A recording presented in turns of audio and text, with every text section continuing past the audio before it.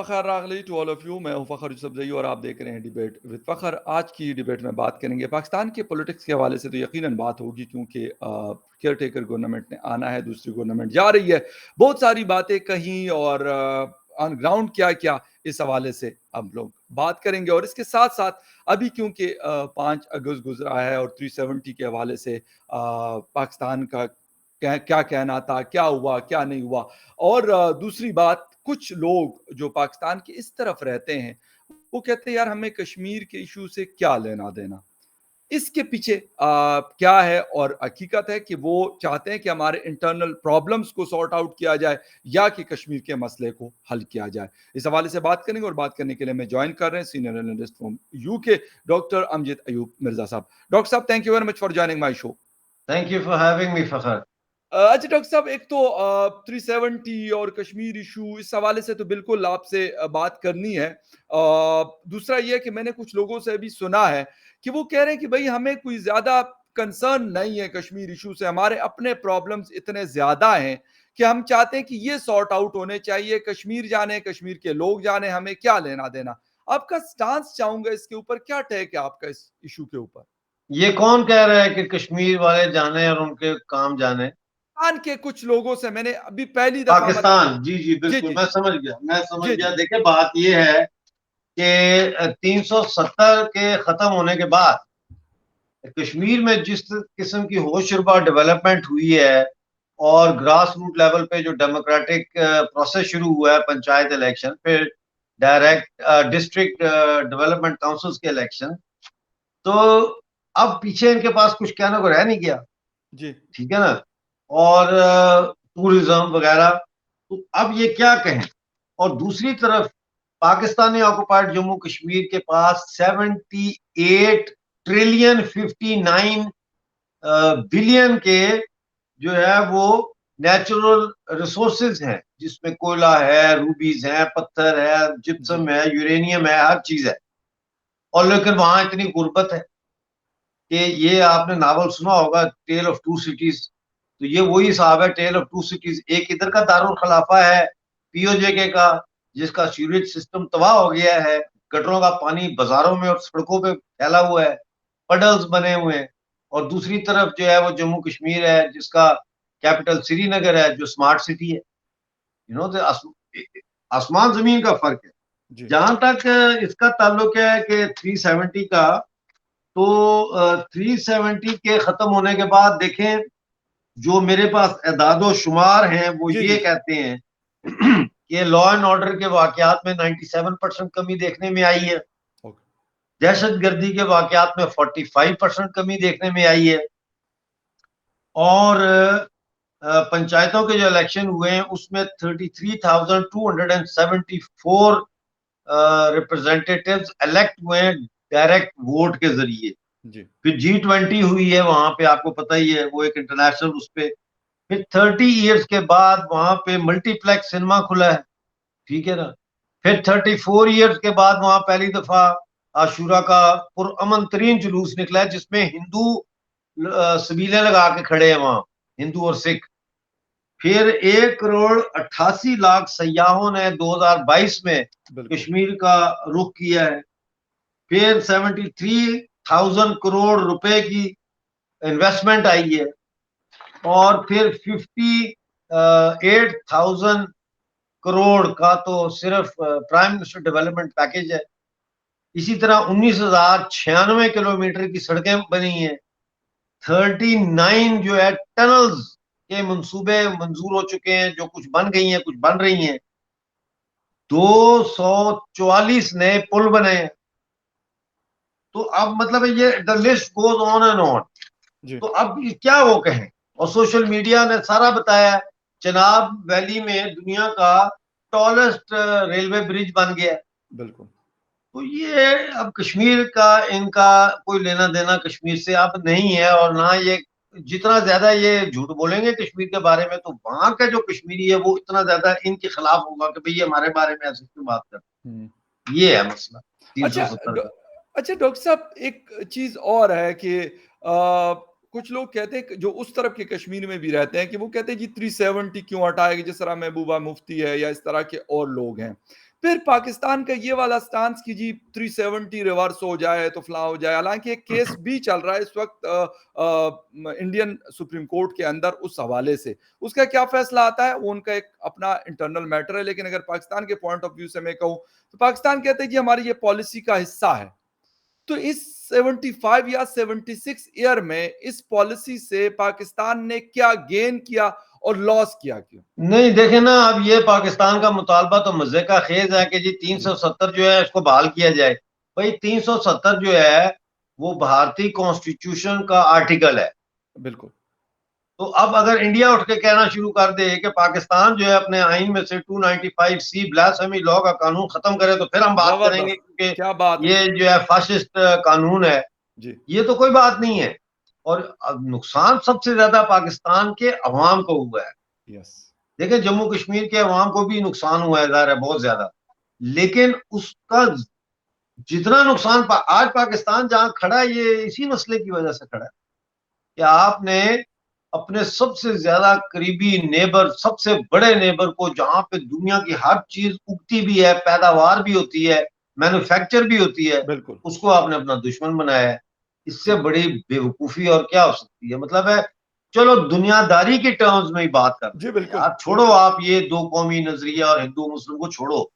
एक दुनियादारी की अकल की बात कर रहे हैं कि आपके घर के साथ एक सुपर स्टोर खुला है जिसमें सब्जी भी मिल रही है, गोश्त सब भी कुछ मिल मिल रहा रहा है। है, सीरियल भी मिल रहा है, दूध भी मिल रहा है, अंडे भी मिल रहे हैं, डबल रोटी भी मिल रही है। जी। और आप उस सुपर स्टोर के जब गुजरते हैं उसको पत्थर मार देते हैं और वहां वो आपको गुस्सा नहीं देता।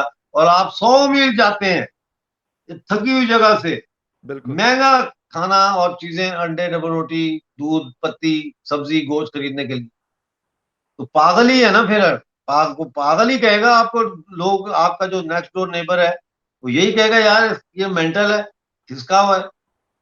सही। तो आप बिल्कुल। ये पत्थर मार रहे हैं अब उस सुपर स्टोर पे, दहशतगर्द भेज रहे हैं, पटाखे मार रहे हैं सुपर स्टोर में, जी। वो आपके लोगों को पकड़ पकड़ के फेंक रहे हैं बाहर, किसी को ज्यादा पक्की लग जाती है तो मर जाता है। सही। तो अच्छा। नुकसान तो पाकिस्तान को हुआ है ना। आप ये कहते हैं जी इतने हमें ये आ गया है, $14 अरब हमारे फॉरेन करेंसी रिजर्व हो गए, फलाना हो गया, IMF ने लोन दे दिया है, डिफॉल्ट का कोई खतरा नहीं है। ये वही कर्ज का मुल्क है ना पैसा जिसका है डिफेंस सर। मिनिस्टर पार्लियामेंट सारा में खड़ा कर्ज का होकर कह रहा पैसा था है। कि हम डिफॉल्ट हो चुके हैं। तो मैंने अब कहा ये जो सारा कर्जे कर्ज का लिए हैं तो पैसा इसका है। मतलब क्या है? इसका मतलब ये है कि डिफॉल्ट को आपने और आगे प्रोलॉन्ग कर दिया। डिफॉल्ट तो होना है आपने, या। लेकिन वो थोड़ा देर से होंगे। हाँ, सही सही सही। मैं कह रहा हूं सर कि ये तो सारा उधार का पैसा है, एक से पकड़ा, दूसरे से पकड़ा, तीसरे से पकड़ा और 10-11 अरब इकट्ठे कर दिए। 1 रुपया हमारा अपना उसमें से नहीं पड़ा, वो यानी एक सिंगल डॉलर हमारा ऐसा नहीं है कि जो हमने कमा के और उस खजाने के अंदर हमने डाला हो। अच्छा सर, आप आपने ब्लास्फेमी की बात की। आज ही ब्लास्फेमी के ऊपर एक नया बिल पास किया गया जिसमें कहा गया कि अब्दुल गफूर हैदरी साहब ने, JUIFA के सीनियर लीडरशिप में से है, कि इसकी सजा जो है वो अब 10 साल तक कर दी गई, एटलीस्ट 10 ईयर्स, कम से कम 10 साल ब्लास्फेमी की सजा होती है। सर क्या पा रहे हैं हम इन चीजों से, हालांकि जितना नुकसान हमने इसके जरिए किया और जितने बेगुनाह लोगों को मरवाया हमने, उसके बावजूद भी हम सुधरने वाले नहीं हैं। देखे ना, 8 जुलाई को सरगोदा में जकी मसीह नामी एक बंदे को ब्लास्फेमी के इल्जाम में अरेस्ट किया। जी ठीक है, उसके मोहल्ले का मौलवी कह रहा है इसने कोई ब्लास्फेमी नहीं की, उसके मोहल्ले के लोग कह रहे हैं उसने ब्लास्फेमी नहीं की, जी उसके फैमिली वाले कह रहे हैं कि जो मोहम्मद इलियास के, क्या उसका नाम है, जिसने केस किया, अवैस, मोहम्मद जी अवैस, जी जी जी। जमीन का झगड़ा है उनका, मकान की बिल्कुल दीवार सही। या जमीन का झगड़ा है। एग्जैक्टली ऐसा ही होता है। तो ये तो आज तक साबित हो चुका है कि ब्लास्फेमी लॉ का जब भी माइनॉरिटी पे इस्तेमाल किया गया है वो कोई ना कोई कमर्शियल इशू बीच में रहा है, कोई ना कोई कमर्शियल इशू रहा है। वरना क्या किसी की जुर्रत है कि पाकिस्तान के अंदर कोई ब्लास्फेमी करे इस्लाम के खिलाफ? वो पागल ही होगा। हम्म। उसका मेंटल हेल्थ चेकअप सही होना चाहिए। सही सही सही। अगर ब्लास्फेमी इतना खतरनाक है कि आप मौत को दावत दे रहे हैं तो फिर वो बेशक। पागल ही है जो अपनी मौत को दावत देगा। तो बिल्कुल इसलिए सही। ये कानून वगैरह जो है ये बरतानिया के राज के जमाने के कानून है। यहाँ पे तो अभी तक अपना जूरिस्प्रूडेंस, अपना लॉ ही नहीं बनाया। उसी लॉ में अमेंडमेंट्स कर करके अंग्रेजों का ही कानून उधर भी चल रहा है, इधर भी चल रहा है। ये तो कोई ना तो इस्लामी कानून है ना सनातनी कानून, ना वहां पे सनातन धर्म का हिसाब से कानून जी, चल रहा है और ना यहाँ पे कुरान और सुन्नत के मुताबिक कानून चल रहा है। दोनों ने उधार लिया हुआ है अंग्रेजों का, बिल्कुल। ब्रिटिश कानून। तो या तो ये है कि आप नया कानून बनाएं पाकिस्तान में और अपने लोकल रियलिटीज के मुताबिक उसको डिफाइन करके नया लॉ बनाएं। इसी तरह इंडिया में भी जो है सनातन धर्म को सामने रखें, बाकी चीजों को सामने रखें, और वहां पे नया आइन भी बनाना पड़ेगा आपको। हिंदुस्तान का बिल्कुल। जो आइन है इसको भी नए सिरे से दोबारा देखने की जरूरत है। मिसाल के राइट। तौर पर हिंदुस्तान के कानून आइन में लिखा हुआ है कि सोशलिज्म जो है वो उनकी मैशत है, लेकिन वो तो पुराने जमाने की बात है, उस जमाने की जब नेशनलाइज्ड इकोनॉमीज का दौर था। आज तो नेशनलाइज्ड इकोनॉमीज का दौर नहीं है, वो चला गया, नहीं। खत्म हो गया। ज्यादा से ज्यादा आज प्रोटेक्शनिस्ट इकोनॉमीज का दौर है कि भाई इंपोर्ट्स को रोकने के लिए, एक्सपोर्ट को बढ़ाने के लिए कस्टम ड्यूटी बढ़ा दी जाती है एक्सपोर्ट्स पे वगैरह वगैरह, या बैन लगा दिया जाता है कुछ चीजों जी। पे। लेकिन इंडिया तो आज न्यू लिबरल इकोनॉमिक पॉलिसीज में उसका बादशाह बना हुआ है। हम्म। समझे? तो ये बहुत सारी चीजें इस खित्ते में उनकी जरूरत है कि उनको दोबारा नजरसानी की जाए। जी। अच्छा डॉक्टर साहब, बिल्कुल आपकी ये बात सही है। दूसरी तरफ पाकिस्तान की जब हम पॉलिटिकल सिचुएशन की बात करते हैं तो वो संभलने का नाम नहीं ले रहा। सिक्योरिटी सिचुएशन भी मैं ये कहूँगा कि शायद बद से बदतर अगर कहूँ तो गलत नहीं होगा। क्योंकि जो नई रिपोर्ट्स आई है उसके मुताबिक कहा ये जा रहा है कि 2013 या 14 में जो सूरत-ए-हाल थी, 2023 में उससे ज़्यादा खतरनाक सूरत-ए-हाल है। लेकिन हमारी पॉलिटिकल लोग हों, हमारे एस्टेब्लिशमेंट के लोग हों या हमारी ब्यूरोक्रेसी हो, उनकी प्रायोरिटीज कुछ और हैं, वो कुछ और कामों में लगे हुए हैं। डू यू थिंक कि हम संभलेंगे और या कोई डायरेक्शन पकड़ेंगे, या बस इसी तरीके से कभी कोई आएगा कहता है मैंने आसमान सर पे उठाया हुआ, दूसरा का कहते हैं यार सबसे ताकतवर तो मैं हूं, सबसे ज्यादा आसमान तो मैंने सर पे उठाया हुआ था। देखिए, पाकिस्तान का जो पॉलिटिकल निज़ाम है उसकी ताज़ा तरीन मिसाल तो इमरान खान साहब की गिरफ्तारी है। जी बिल्कुल। गिरफ्तारी जो है की है वो एक मुतनाज़ा गिरफ्तारी है। ऑलरेडी जो जी है वो जो उनके वकील हैं वो कह रहे हैं कि जी 12 बजे उन्होंने समाप्त की है, 12:30 बजे 30 पेजेस का के 31 पेजेस का टाइप शुदा फैसला आ फैसला गया, आता जिसका है। मतलब ये कि वो फैसला पहले का लिखा हुआ था। एग्जैक्टली। कोई चीज ट्रांसपेरेंट नहीं है, हर चीज जो है वो देखें, बदले की आग में जो इंसान या बदले की जबरदस्त। आग में जो जबरदस्त। कौम जल रही होती है ना, वो दूसरा नहीं जलता उसमें, वो खुद जल जाता। समझे ना? जी ये हर वक्त पाकिस्तान की सियासत इंतकामी है। अब लोग क्या कह रहे हैं, मैं टॉक शो देख रहा था उसमें लोग कह रहे हैं कि जी देखें नवाज शरीफ को इन्होंने यहाँ बंद किया तो शहबाज शरीफ को यहाँ बंद किया, हूण आराम है, इमरान खान साहब ने हूण जी। आराम है। ये कोई गुफ्तगू का है, बात है? नो। उसको बाहर निकालो। आपने किसी पाकिस्तान में देखो, मैं इमरान खान का आपको पता है कि बड़ा बिल्कुल आई नो। उसका क्रिटिक हूं, लेकिन जी बिल्कुल। आप मुझे एक बात बताएं, आपने हर कौमी हीरो को जलील किया है, हर हम्म। कौमी हीरो। डॉक्टर अब्दुल सलाम को मिला था Nobel Nobel peace prize. Prize. या।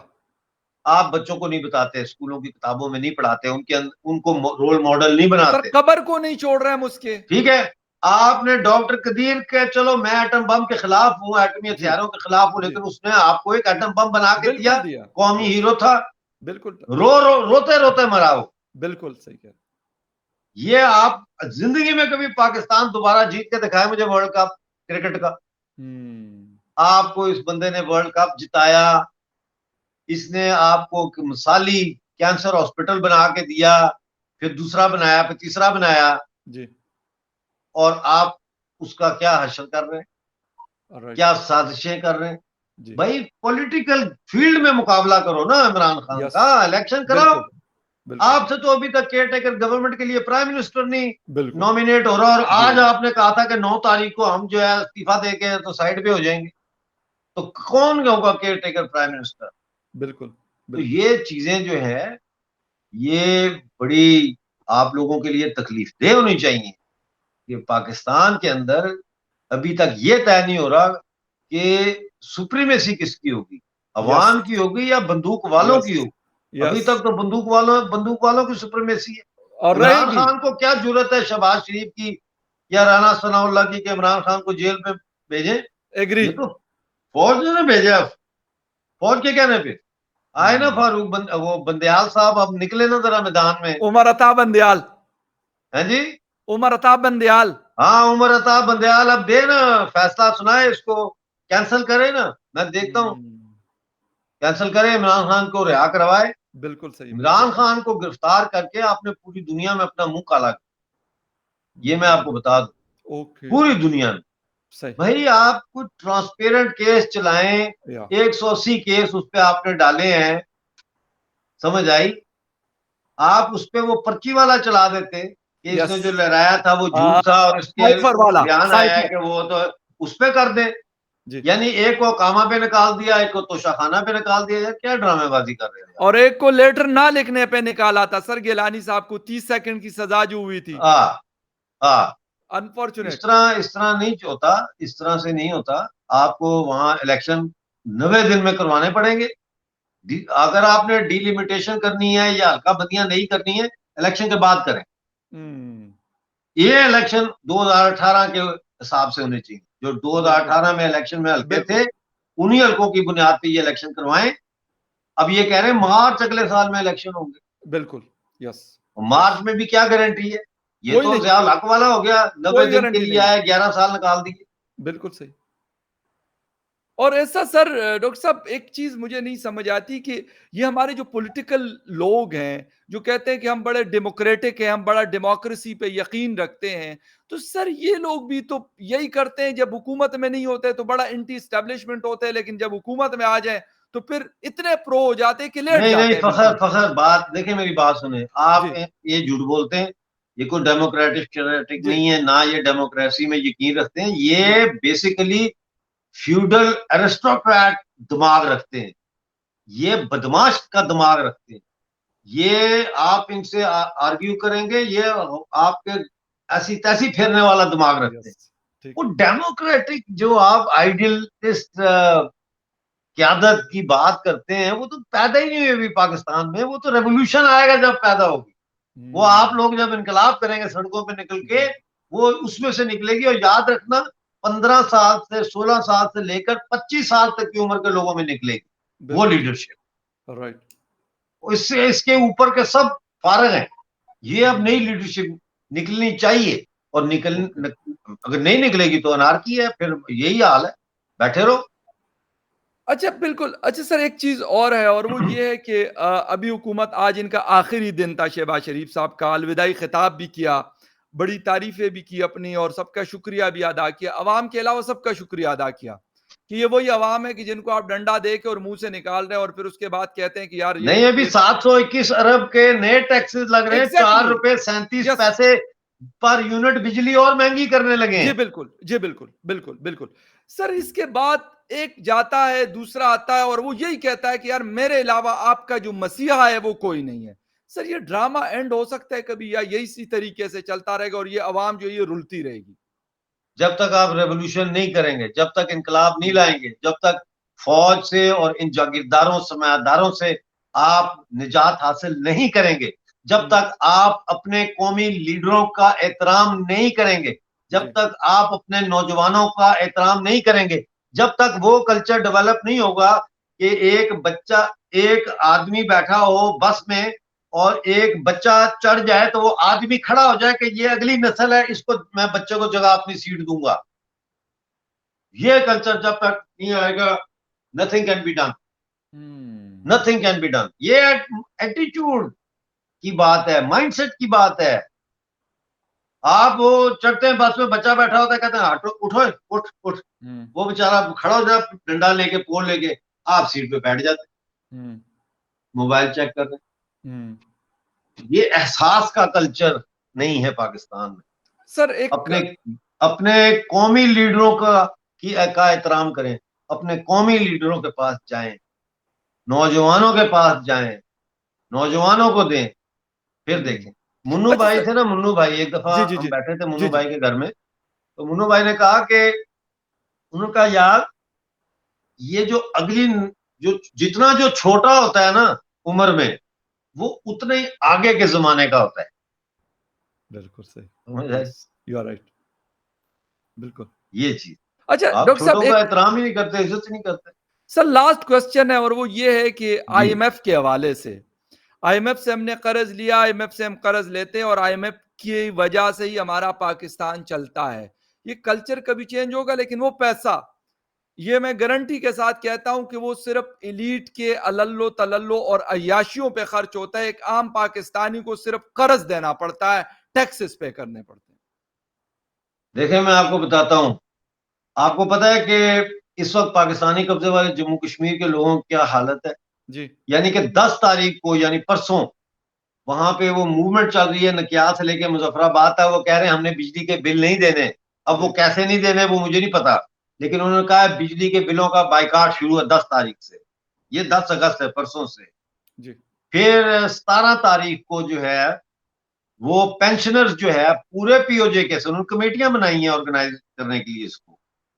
पूरे पीओजे के से पेंशनर्स मुजफ्फराबाद आ रहे हैं और धरना दे रहे हैं प्राइम मिनिस्टर सेक्रेटरिएट के बाहर कि हमारी पेंशन में इजाफा किया जाए। 3 महीने से पेंशन नहीं मिली। हम्म 3 महीने हो गए पेंशन नहीं मिली।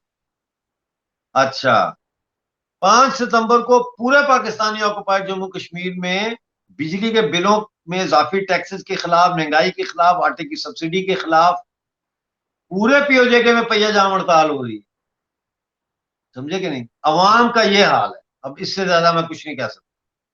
बिल्कुल सही है। और देखना ये है कि अवाम अपनी हालत बदलने के लिए, क्योंकि मुझे तो नहीं लगता कि कोई और हर कोई इस मुसीबत में फंसा हुआ नज़र आता है कि वो कहते हैं यार 2 टाइम की रोटी मिले मिले, बाकी देखी जाएगी। और जो बिलों की सूरत हाल है, मेरे ख्याल जो चीखें हम सबकी निकली हुई है, मैं भी उसमें शामिल हूँ, शायद ही कभी हम लोगों की इतनी चीखें निकली गई हो। और इन्फ्लेशन बाकी भी बहुत ज़्यादा है, खाने पीने की चीज़ें भी बहुत महंगी है, लेकिन बिजली ने आखिरी हद मुकाई हुई है। खैर एनीवे डॉक्टर साहब, आपके टाइम का बहुत शुक्रिया कि आपने शो ज्वाइन किया। And viewers, thank you very much for watching debate with Fakhar Yousafzai. किसी और डिबेट में आपसे फिर मुलाकात होती है, तब तक के लिए टेक केयर, बाय।